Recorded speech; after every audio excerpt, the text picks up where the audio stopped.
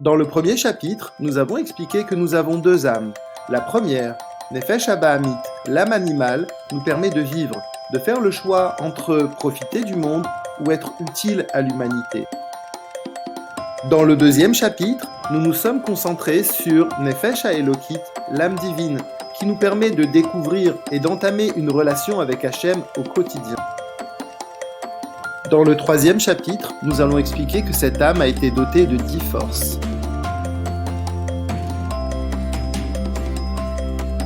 Elle se décompose en deux parties.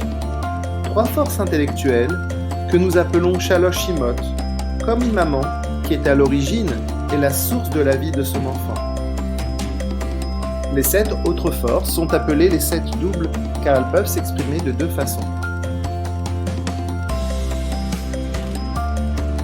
Les deux premières forces intellectuelles sont Chorma et Bina. Elles sont comparées à des parents, Av, Vahem. La Chorma, c'est l'éclair de génie. Ce n'est pas une intelligence élaborée, c'est le point de départ, Koharma, le potentiel, l'ouverture.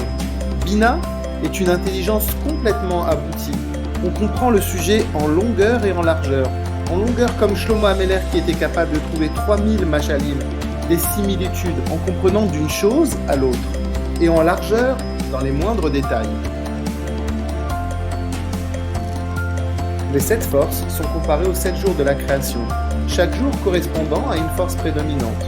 Le premier jour symbolise le chesed, la bonté d'Hachem créant le monde. Le deuxième jour correspond à la gvura, la rigueur. Ainsi, en créant un cadre, Hachem sépara les eaux d'en haut des eaux du bas. Il en va de même pour les autres jours, chacun avec sa mida, son attribut particulier.